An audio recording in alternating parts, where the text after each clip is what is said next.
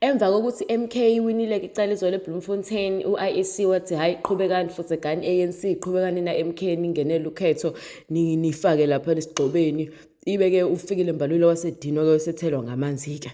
Wathi yikho lonto IEC winile bawinile MK IEC kodwa ke bona njengamanje baye eThekwini. Liyangena icala manje thina usethelekile ziboneleke i-team nayi team sifikile ke manje i-team yabameli baka Jacob Zuma ne-MK Party i-founder i-MK Party uJabulani sefikile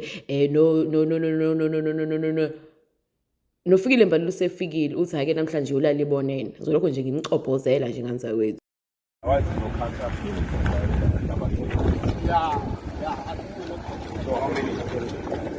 What's your back?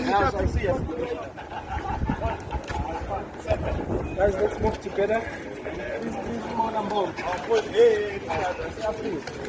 Advocate Pope, we are me. I know. Number one.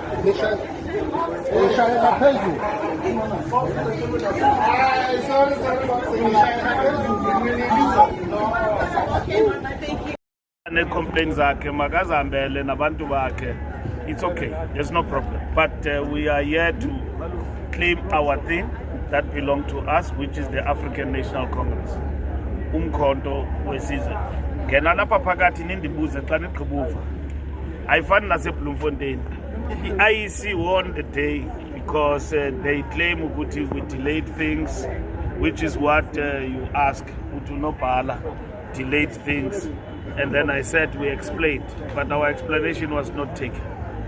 So the IEC winile apha sizambona uDalimpofu ukuthi unabo ubukhona. Siyabonga. Happy.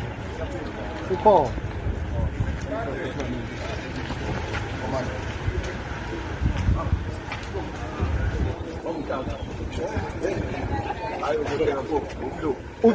Ucijile umashobani yambona.